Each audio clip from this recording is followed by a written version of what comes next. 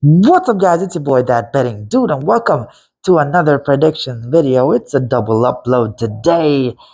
We're looking at PFL versus Bellator, and apologies for not editing this one. I'm trying to get this up as soon as possible, and if I edit it, it's gonna be real late, and some of you may not be able to put your bets through in time. So we're gonna start off with the early prelims. We're gonna look at Clarissa Shields versus Kelsey DeSantis, and this is a layup for Clarissa Shields. This is a fight that's gonna make her look a lot better in MMA.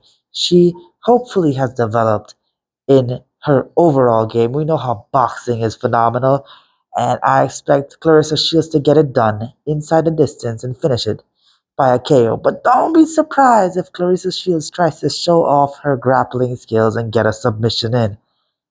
Next up, it's the grandson of Muhammad Ali, Biagio Ali Walsh, facing Emmanuel Palacio on short notice. Biagio Ali Walsh, he should get this fight over and done with very early. He's a phenomenal striker as expected, and Emmanuel Palacio, I watched his win, and it was quite sloppy. The takedown wasn't really that impressive.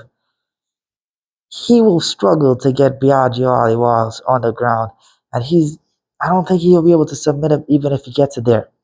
Very unlikely that he does. I see Biagio Ali Walsh keeping the fight standing and hit him with some shots, and he's not going to be able to take it. He will fold and he will fall. Next up is Aaron Pico versus Henry Corrales, and this fight is going to be a good one. It's going to be a banger. This is actually a rematch. Aaron Pico actually lost to Henry Corrales. First rematch of his career, to my knowledge. The first fight, finished in the first round, he got knocked out cold by Henry. He held Henry in a clinch and was trying to rip him to the body with them great body shots that he's known for. In doing so, he held him up, was ripping to the body.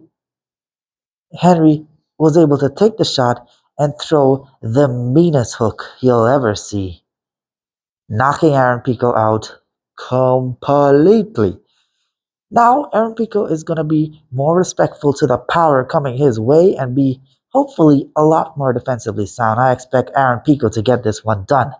Now, the method of victory, I would like to hope he gets it back in a knockout form.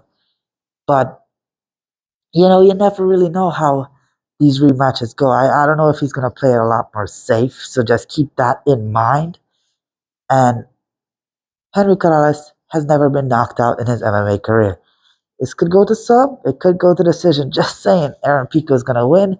I'm leaning heavily towards the KO. And next fight is going to be AJ McKee versus Clay Collard. AJ McKee, damn, he's phenomenal. This is the first real PFL versus Bellator fight. And AJ McKee, the only person he has ever lost to was Pitbull, and that's by unanimous decision. He beat Pitbull the fight before via guillotine choke, and this is when Pitbull was Pitbull. Before Pitbull started losing some of the hype and losing.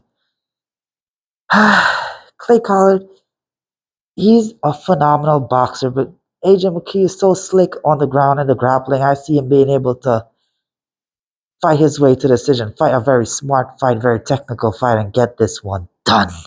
The next fight I'm looking at is Thiago Santos versus Yoel Romero, Soldier of God. It's hard to believe that he is still fighting in this age.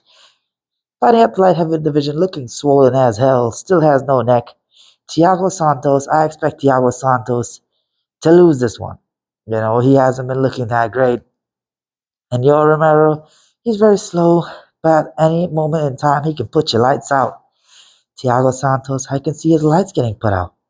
Yoel Romero is going to catch him with something big. And look, this fight can be very boring. If Thiago Santos was to win, it could be a decision.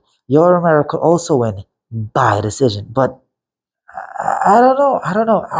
Is he just going to be a boring decision or a fantastic knockout by Yoel Romero? Either way, I'm picking Yoel Romero for this one. Underdog money on that. The next fight I'm going to predict, I feel I should jump straight to the main event. Renan Ferreira versus Ryan Bader. And Renan Ferreira, Renan Ferreira, however you pronounce it. Bellator versus PFL. And I gotta go with Ferreira on this one. He has so much power in his hands. And Ryan Bader, he hasn't been that impressive in his recent fight. He's also been fairly inactive. So I see him getting caught.